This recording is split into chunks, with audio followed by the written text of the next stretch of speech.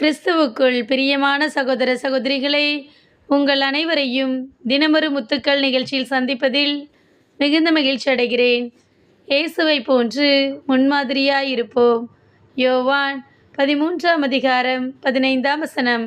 நான் செய்தது போல நீங்களும் செய்யுமாறு நான் உங்களுக்கு முன்மாதிரி காட்டினேன்.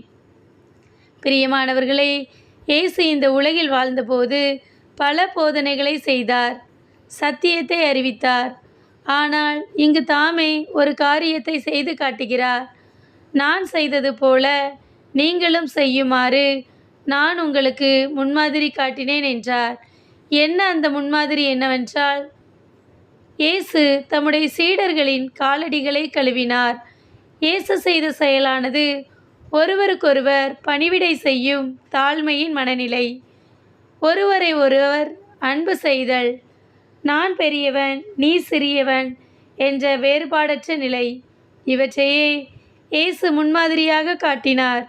ஆலயங்களில் பெரிய வியாழன் என்று இதைத்தான் நாம் செய்கிறோம். ஆனால் எந்த மனநிலையில் இதை செய்கிறோம்?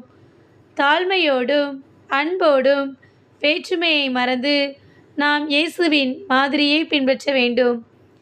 இயேசு நமக்கு காண்பித்தது போல அவரது சிந்தையை நாமும் தரித்தவர்களாய், அவருக்கு சாட்சிகளாய், அவர் காட்டிய அன்பின் தாழ்மையின் மாதிரியை நமது வாழ்விலும் காட்ட வேண்டும்.